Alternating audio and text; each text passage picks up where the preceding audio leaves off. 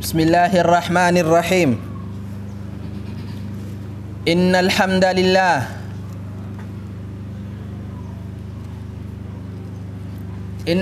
لله نحمده ونستعينه ونستغفره ونعوذ بالله من شرور أنفسنا ومن سيئات أعمالنا. من يهده الله فلا مضل له ومن يضلل فلا هادي له، وأشهد أن لا إله إلا الله وحده لا شريك له، وأشهد أن محمدًا عبده ورسوله أرسله الله بالهدى ودين الحق ليظهره على الدين كله، وكفى بالله شهيدا. يا أيها الذين آمنوا اتقوا الله اتقوا الله حق تقاته ولا تموتن إلا وأنتم مسلمون. يا أيها الناس اتقوا ربكم الذي خلقكم من نفس واحدة وخلق منها زوجها وبث منهما رجالا كثيرا ونساء، واتقوا الله الذي تساءلون به والأرحام إن الله كان عليكم رقيبا. يا أيها الذين آمنوا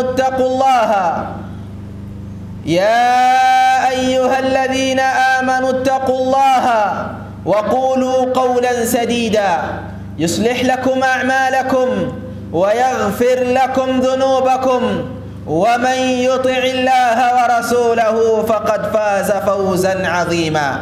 عباد الله، فإن أصدق الحديث كلام الله، وخير الهدي هدي محمد صلى الله عليه وسلم، وشر الأمور محدثاتها، وكل محدثة بدعة، وكل بدعة ضلالة، وكل ضلالة في النار. أعاذنا الله وإياكم من النار.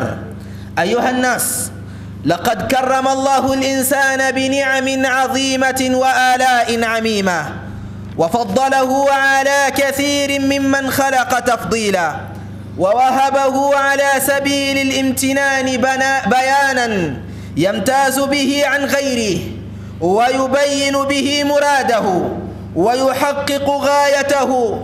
الرحمن علم القرآن، خلق الإنسان علمه البيان. Ndugu waumini, nakuhusieni nikihusia nafsi yangu kumcha na kumwogopa Allah subhanahu wa ta'ala, usia huu ambao aliotuhusia kwao Mwenyezi Mungu subhanahu wa ta'ala. Tufuate huo wasia, tuishi nao daima, wala tusiwe wenye kukengeuka.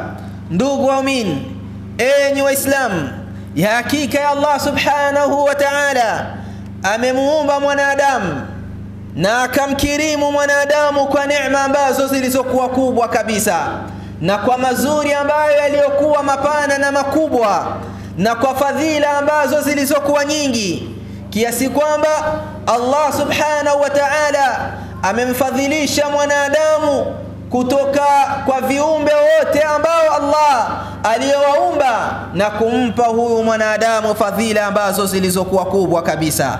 Bali Allah akawa ni mwenye kumzawadia huyu mwanadamu katika neema zilizokuwa nyingi kabisa, mazungumzo na yale ambayo mwanadamu atakayokweza kupambika na kutofautiana pamoja na viumbe wengine. Hayo mazungumzo mwanadamu akawa ni mwenye kuyatengenezea ili kuweza kuyafikia malengo yake anayoyakusudia, na kuhakikisha malengo yake ameweza kuyatimia na kuyatimiza kisawasawa kwa kupitia yale ambayo anayoyatamka. Ndiye Allah aliyesema ndani ya Qur'ani ya kwamba Ar-Rahman, kwamba ni yeye mwenye huruma Allah subhanahu wa ta'ala, khalaqal insan, amemuumba mwanadamu, allamahu albayan, Allah akamuelimisha mwanadamu, Allah subhanahu wa ta'ala akampa mwanadamu elimu ya yeye kutambua yapi ambayo awezayo kuweza kuyazungumza. Wama kana limithli hadha albayan, haikuwa kwa haya ambayo mwanadamu anayoyatamka kwayo kuweza kutimia, ayambathika min fuadi al-insan laula an ja'ala Allah lahu lisana, kwamba haya mazungumzo ya mwanadamu kamwe hayangeweza kutimia au kuweza kuwa na nafasi katika uhai wake lau kwamba Allah subhanahu wa ta'ala hangeliweza kumjalia huyu mwanadamu ulimi wa yeye kuweza kuyafikisha mazungumzo yake. Hivyo ulimi ukawa wenye kucheza na wenye kutamka na kuzifikisha herufi zake kisawasawa, na midomo yake ikawa yenye kubainisha na kuweza kutamka kisawasawa hizo herufi zikatoka kinywani na watu wakawa ni mwenye kumsikia mwanadamu. Allah anatukumbusha, anatuambia kwamba alam naj'al lahu aynayn wa lisanan wa shafatayn, ewe mwanadamu, hatukujalia wewe, hatukukujalia macho mawili ukawa ni mwenye kutazama kupitia macho hayo, wa lisanan wa shafatayn, tukakujalia ulimi kadhalika na midomo miwili wewe ukawa ni mwenye kuzungumza. Innahu lisanu ibadallah, huyo ndio ulimi enyi waja wa Allah. Jismun lahmi, ni kiwiliwili ambacho kinachotakamana na nyama fulani, baina fakkai lisan, ambapo kwamba hichi kiwiliwili ambacho kimetengeka na kujengeka katika nyama ya mwanadamu kilichopo baina ya midomo yake. Yudhiru lilmala'i ma qad zawarahu fi nafsihi min kalam, ndicho hicho kiwiliwili, ndicho hicho kiungo ambacho kinachodhihirisha na kuwaonyesha watu yale ambayo nafsi ya mwanadamu iliyoweza kuyaficha kupitia mazungumzo anayoyazungumza, na kuweza kuwaonyesha ukubwa wa kadiri ya kiwango ambacho mwanadamu anachomiliki katika upevu wake wa akili yake, biqadri ma yamlikuhu min albayan, kwa kupitia mazungumzo na matamshi ambayo mwanadamu anayozungumza. Fa inna lisan, ya hakika ya ulimi ndugu zangu waumini, rashashun, fa inna lisana rishaul qalbi wa bariduhu an-natiq, ya hakika ya ulimi ndugu zangu waumini ndio kamba ambayo inayotumiwa na mwanadamu kuchota na kuyavuta yale ambayo yaliyomo ndani ya moyo wa mwanadamu na kuweza kuufikisha ujumbe wake kwa kupitia yale ambayo mwanadamu anayoyazungumza. Wabihi yakhtaru almar'u masirahu imma ila halakin wa imma ila najah, na kwa kupitia ulimi ndipo ambapo mwanadamu anapoweza kuchagua mafikio yake na maelekeo yake, ima kuongoka au akawa ni mwenye kupotea. Kaifa la, kwa nini siwe hivyo?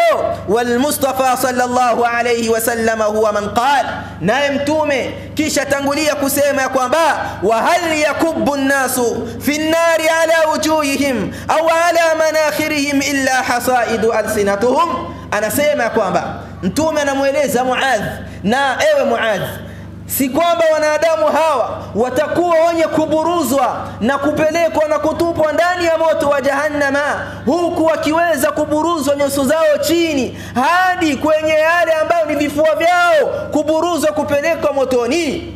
Hili likawapelekea wao kuadhibiwa adhabu na kupelekwa kwa namna hii kwa kupitia ndimi zao. Al-lisanu ibadallah, enyi waja wa Allah, ulimi huyu silahun dhul haddain, silahun dhu haddain, man ahsana isti'malahu nala bihi ma yuhmad wa man asaa isti'malahu aada alayhi bil hasra. Huyu ulimi ndugu zangu ni kiungo ambacho au ni silaha ambayo yenye ncha mbili kali kabisa. Endapo mwanadamu ataweza kutumia kisawasawa silaha hii, la shaka itampelekea mahala ambapo atakuwa ni mwenye kuhimidiwa na kusifiwa kwa mazuri ambayo anayoyatekeleza. Lakini ikiwa atakuwa mkosefu wa yeye katika mazungumzo, kwa kupitia ulimi wake yale anayoyatamka, utumiaji wake, mazungumzo yake yakawa si mazuri yenye kupendeza, basi hivyo hivyo huyu ndiye ambaye kesho anayekuja kuipata hasara ambayo iliyokuwa kubwa kabisa. Wa inna kathiran minan nizaat wal hurub lam takun litatfu illa bisababi lisani wa atharatihi, Kamwe tathmini inadhihirisha, inaonyesha kwamba wingi wa matatizo na migongano na utofauti wa watu au vita na mengineo ambazo zinazozuka kila kukicha, kama kuweza kutokomea na kuweza kuzimika kabisa lau kwamba huyu ulimi haungelikuwa na nafasi. Ima nafasi ya vita kuendelea, ukawa ni utumiaji mzuri wa ulimi katika kuongozea watu, au ulimi ukatumiwa nafasi yake ambayo si nzuri na watu wakawa ni kupotea katika njia ambayo iliyokuwa nzuri kabisa. Allah anasema ndani ya Qur'an akituambia, ewe Muhammad wasimulie na waeleze maneno haya, wa kulli ibadi yaqulu allati hiya ahsan. Sema ewe Muhammad waambie watu ya kwamba wawe wenye kuzungumza maneno ambayo yaliyokuwa mazuri. Inna dina al-mar'i wa aqluhu yujiban istish'aru 'idhama sha'ni lisanihi wa malihi. Ya hakika ndugu zangu, ya hakika ya dini ya muumini, ya hakika akili ya mwanadamu, haya mambo mawili humwajibishia mwanadamu kuweza kumbainishia ukubwa na uzito wa huyu ulimi ambao sote tumeneemeshwa kwayo Allah subhanahu wa ta'ala, wa maalihi, kadhalika na matokeo yake na maelekeo yake kwa yale ambayo yanayopitikana katika ulimi, kwa yale matamshi ambayo mwanadamu anayazungumza, min tabi'atin wa ma alayhi minha, katika yale ambayo yanayofuatamana au kuja baada ya kuisha kutangulia kuzungumza. Fa inna atharata al-lisan, tambueni ya kwamba ya hakika ukosefu ama hakika kujikwaa kama wanavyosema Waswahili kwa kupitia kwa ulimi, ashaddu khataran ala sahibihi min atharatin birijlihi. Ya hakika tatizo na kosa ambalo linalotokamana na ulimi wa mwanadamu, hili daima ni kosa lililokuwa kubwa kabisa, tofauti na kosa ambalo au hatua fulani ambayo anayopiga mwanadamu na akawa ni mwenye kupata tatizo kwa kupitia mguu wake. Wa inna makmana khuturati yabdu fi istisghari hajmihi amama baqiyati a'dha'i jasadi. Chanzo cha haya matukio mazito, chanzo cha haya ambayo tunayodhihirikia na kuyaona leo katika migogoro na shida na mengineyo, ni pale ambapo sote tunapotazama na kuona ulimi kuwa hichi kinyamanyama, kwamba hichi kiungo ni kidogo kabisa, hivyo na sisi tukaishi na udogo wake pasina kuweza kuthamanisha hatari yake, pasina kutambua na ukubwa ambao uliokuwa nyuma yake. Fakam min arwahin uzhiqat bisababihi, nafsi ngapi ambazo zimeuawa kwa sababu ya ulimi. Heshima kiasi gani ambazo zimevunjiwa za watu kwa kupitia matamshi na maneno ambayo watu wanayoyazungumza. Batil kiasi gani ambayo watu wakaiona ni batil lakini wakashindwa kuizungumzia, wakaipendezesha na kuigeuza kuwa haki, na haki ikabadilishwa kuwa ni batil kwa kupitia ulimi ambao watu wanaozungumzia. Kullu dhalik bisababi i'mali lisani fi ma la yajuz. Haya yote chanzo chake ni kipi? Ni watu kutumia ulimi kwa yale ambayo yasiyofaa, au kuona ya kwamba hili jambo ni lidogo, acha tuishi nalo katika hali kama hiyo.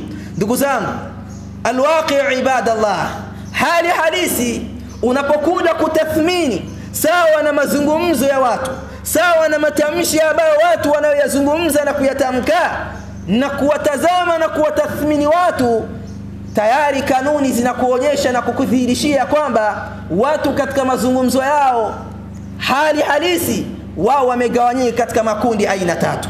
Kundi la kwanza wanasema waandishi au wanawazuoni kama walivyobainisha, miongoni katika hao Imam al-Mawardi katika kitabu chake Adabuddin wa Dunya, anasema kwamba watu wamegawanyika kupitia ndimi zao katika tabaka aina tatu.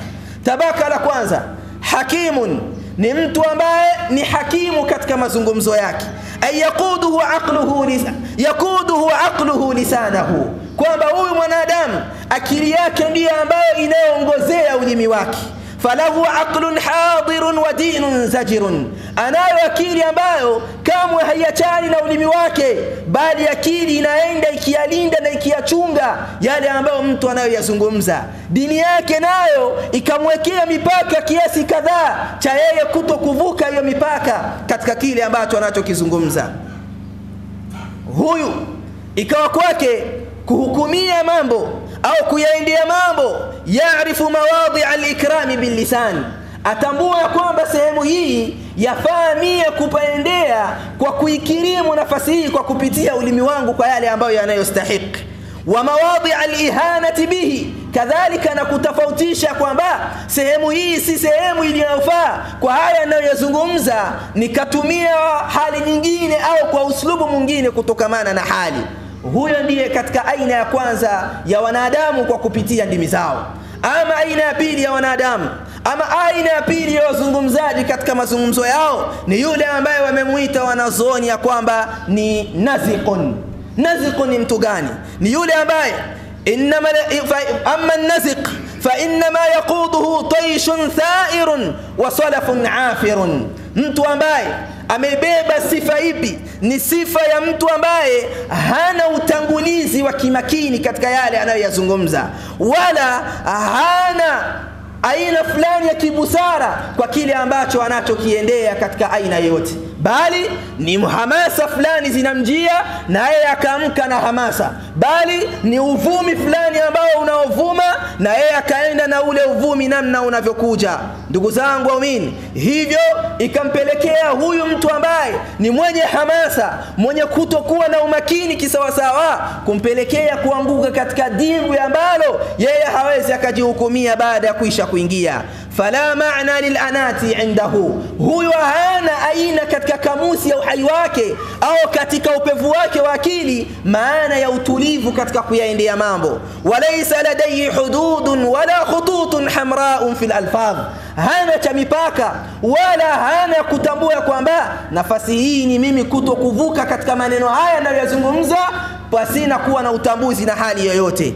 Fahuwa yakhrifu minha ma yasha'u wa yutliqu hablaha ala algharibi bila zimamin wala hitamin, bali huyu mwanadamu akawa ni yule ambaye lolote lile ni lile lolote linalokuja akawa ni mwenye kuingia na kuingiza mguu na kuzungumza anachokitaka pasina ya mipaka, pasina ya uchunguzi, pasina ya ubainifu kwa hali yoyote ile. Ndugu zangu waumini, wanawazuoni wanatukumbusha, wanasema kwamba katika yale ambayo fima uthir, kwa yale ambayo yaliyopokelewa, wanasema kwamba mtu kama huyu yustaqu alayhi an yuqal, ni kweli ikiwa kwamba tutasema huyu ni yule mtu ambaye pengine hatakuwa tujakosea, wakasema wanazuoni wala tatakallamu bikalamin ta'tadhiru minhu ghadan, usithubutu kuzungumza maneno ambayo wewe utakapoyazungumza kesho utawataka watu waikaze katika baraza na kuweza kuwataka samahani, naona nilizungumza hivi,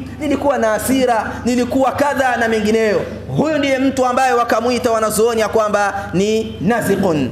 Amma aljahil, amma silfu thalith ibadallah, ama kundi la tatu miongoni katika kundi la wazungumzaji ni yule ambaye wanawazuoni wakamuita kwamba ni jahilun, kwa sifa ya upumbavu. Mtu huyu ni mtu gani?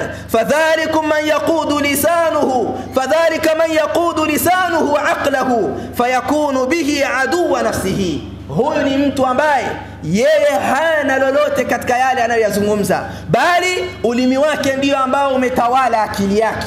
Si akili ambayo imetawala ulimi, bali ni aksi, ulimi ndio ambao umetawala akili yake, akawa kuja kutokea kesho yake kuwa ni adui wa nafsi yake, akawa ni mwenye kuingia katika hali yoyote ile ambalo inayopelekea kuishi katika hali hiyo.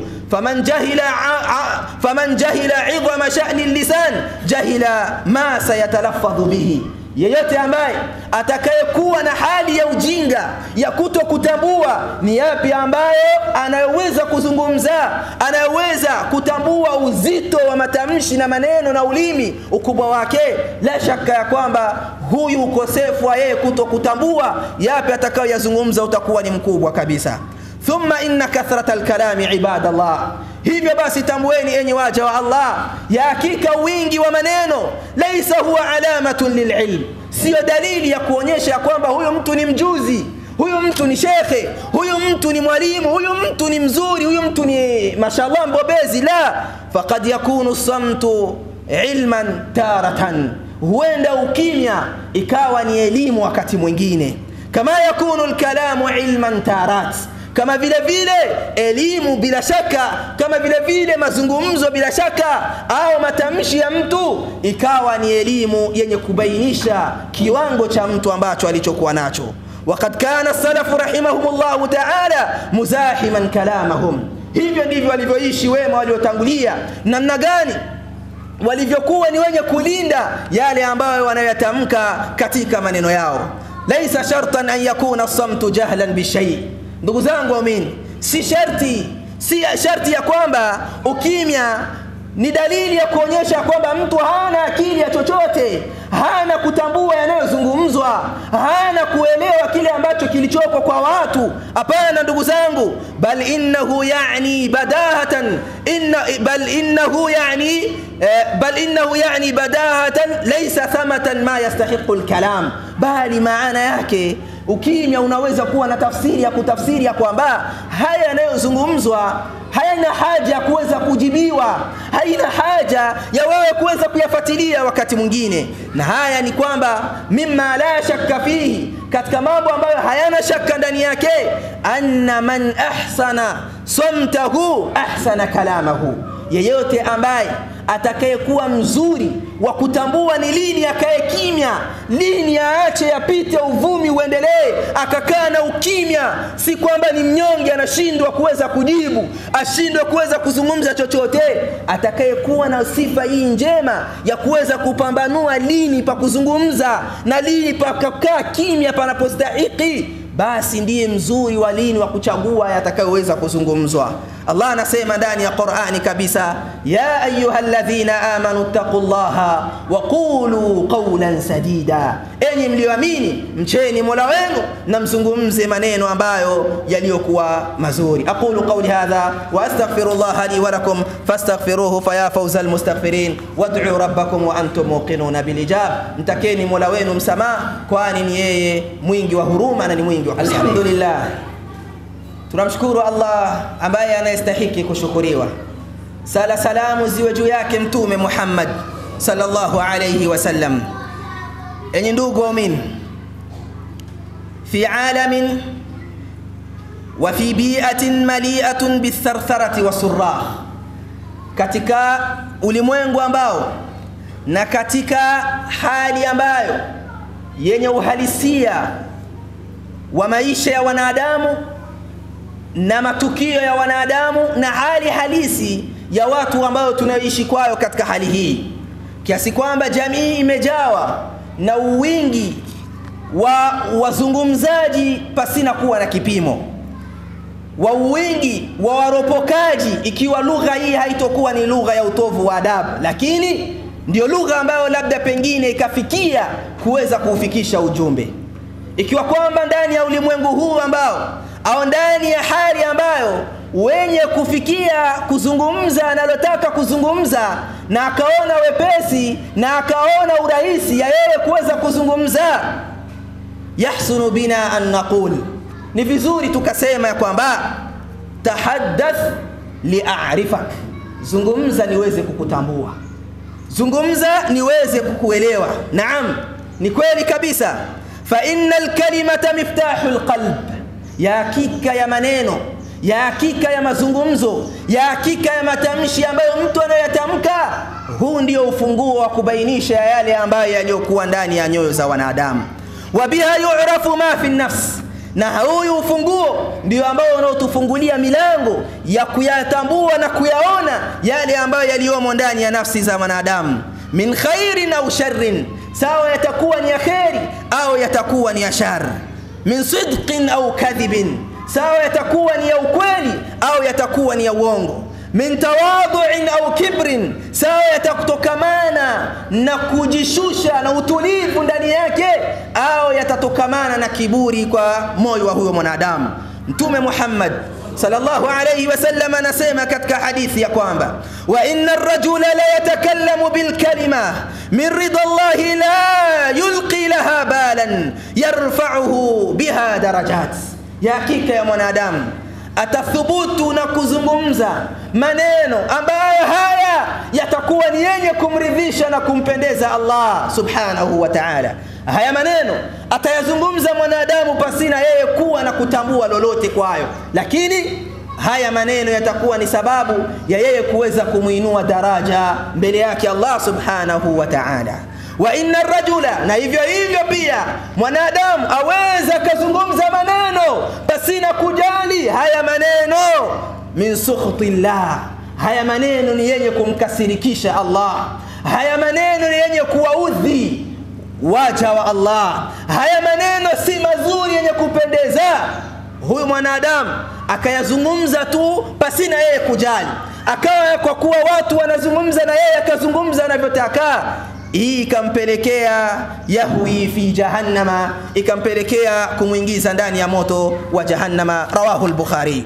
Ndugu zangu waumini, i'lamu anna al-kalam, tamweni na muelewe kwamba hakika ya maneno ndiyo tafsiri au ndiye mkalimani wa yale ambayo nafsi zetu na dhamiri zetu yameweza kuyaficha. Zungumza ni kutambue, na pindi ambapo mtu atakapozungumza, hapa ndipo ambapo unapobainikiwa na kutambua na yule ambaye nilikuwa namuona hivi kumbe ni vile. Ndio maana wakasema kama ilipopokelewa, almar'u makhbu'u tahta lisanihi, kwamba mwanadamu amefichamana chini ya ulimi wake, kwamba mwanadamu kitaka kupima kiwango chake ni yeye kutambua na kutambua lini kipi anachozungumza. Hapa yaweza ikamuinua daraja mtoto mdogo akaonekana anafaa, na yule mzee tuliyemuona na ukubwa wake na makamo yake tukasema kwamba hafai. Kwa sababu gani? Huyu mzee maneno yake si mazuri, yule kijana ana busara, yule kijana maneno yake yanafaa. Huku akaonekana mtu na ushehe na ukubwa, lakini akaonekana katika jamii ni kituko, hana lolote. Kwa sababu gani? Anachokizungumza kwenye mimbari ya Mtume hakifai na hadhi yake, hakifai na utu wake, hakifai na ukubwa wake. Lidhalika mwanadamu lazima daiman kuwa na mipaka na kuchunga kile ambacho unachokizungumza. Lidhalika ndugu zangu waumini, rahimallahu man qala khairan faghanim au sakata fasalim, amerehemewa na Allah, rehma za Allah ziwe juu yake yule ambaye atakayezungumza lolote lizuri na hili likafaa likawa na kheri katika jamii na watu wakanufaika na watu wakasema alhamdulillah, na amepata kheri yule ambaye hana la kuzungumza, neno lake haya sina ushahidi, sina ukweli nayo, akakaa kimya na kuweza kujiziwia, huyu kampelekea kusalimika mbele yake Allah subhanahu wa ta'ala. Ndugu zangu waamini, kama tulivyoeleza na kutangulia kabla mwanzoni wa khutba, kwa kubainisha neema hii ambayo Allah aliyotupa, hivyo ni juu letu siye kuitumia neema hii katika kheri, katika kuelekeza kuna kwa mazuri. Utu wetu tuulinde kwa kupitia tunayoyazungumza, utu ambao Allah katuneemesha kwao, haya mazuri aliyotuneemesha kwao. Wala usidhani ya kwamba ukubwa, wala usidhani ya kwamba cheo, wala usidhani ya kwamba ushekhe, wala usidhani ya kwamba ualimu na mengineo, ubaba na mengineo, lakini medama maneno yako si mazuri, lakini chaguo lako la yale ambayo unayazungumza, haya yanafaa sehemu hii, haya hayafai wakati mwingine.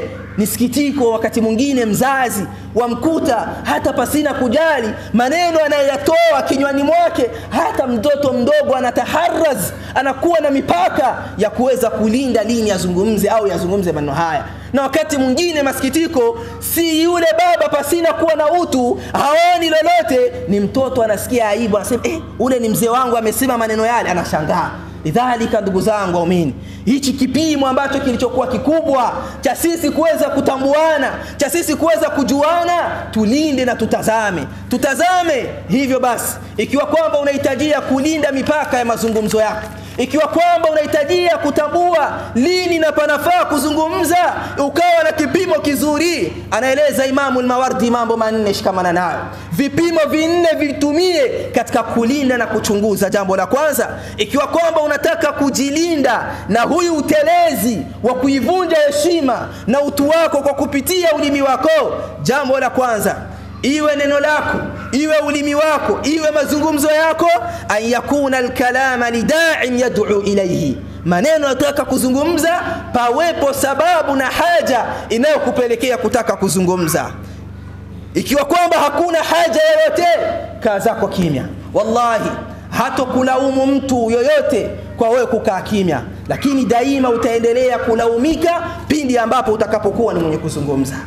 Lidhalika mshairi anasema ya kwamba kamwe katika maisha yangu sikujuta pindi nilipokaa kimya, lakini daima nilikaa nikijuta kwa lile ambalo niloweza kuzungumza. Jambo la pili, endapo kwamba unataka kujilinda na maneno yako kwa sawa, ayati bihi fi mawdhihi, maneno unataka kuzungumza yafikishe mahala ambapo panapolengwa, mahala ambapo panapokusudia, wayatawakha bihi isabat fursatihi, na ulinde kabisa, na ulinde kutokuvuka mipaka ya pale ambapo unapokusudia. Jambo la tatu, an yaktasira minhu ala kadri hajatihi, utakayoyazungumza, unayotaka kuzungumza yaendane na yalingane sawa sawa na haja na malengo ya wewe kuzungumza. Usije ukazungumza maneno ambayo hata watu katika kikao wanatamani, huyu mzee sikae kimya, huyu mzee hafai, maneno yake mbona ya upumbavu, mbona maneno yake hayana maana, huyu kijana mpuuzi hana lolote.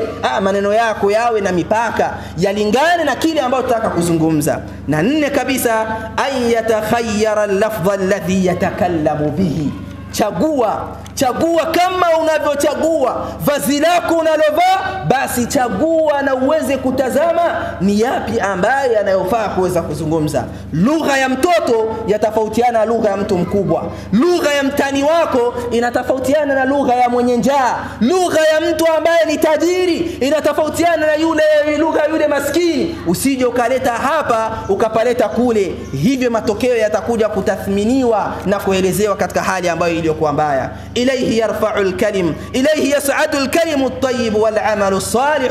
Kwake Allah maneno mazuri ndipo ambapo yanapoelekezwa na matendo mazuri ambayo wanadamu wanayoyatekeleza. Ibadallah, ala wa sallu wa sallimu ala al-hadi al-bashir akrama rasulin wa ghayri nadhir, faqad amarakumullahu bidhalika al-latif al-khabir haythu qala 'azza min qa'ilin fi kitabihi al-aziz, inna Allaha wa malaikatahu yusalluna ala an-nabi ya ayyuhalladhina amanu sallu alayhi wa sallimu taslima. Mtakieni mtume Muhammad sallallahu alayhi wasallam sala na salamu kama alivyokuamuruni Allah ndani ya kitabu chake katika maneno yake. Nasi kwa amri ya Allah tafata tukisema Allahumma salli ala Muhammadin wa ala ali Muhammad kama sallaita ala Ibrahim wa ala ali Ibrahim, wa barik ala Muhammadin wa ala ali Muhammad kama barakta ala Ibrahim wa ala ali Ibrahim innaka Hamidum Majid. Allahumma ati nufusana taqwaha, Allahumma ati nufusana taqwaha وزكها أنت خير من زكاها أنت وليها ومولاها. اللهم إنا نسألك الهدى والتقى والعفاف والغنى، اللهم إنا نسألك الهدى والتقى والعفاف والغنى. اللهم يا مقلب القلوب ثبت قلوبنا على دينك، ويا مصرف القلوب صرف قلوبنا على طاعتك. عباد الله، إن الله يأمر بالعدل والإحسان وإيتاء ذي القربى وينهى عن الفحشاء والمنكر والبغي يعظكم لعلكم تذكرون. فاذكروا الله العظيم الجليل يذكركم واشكروه على نعمه يزدكم ولذكر الله أكبر والله يعلم ما تصنعون وأقيموا الصلاة. Omnibook TV.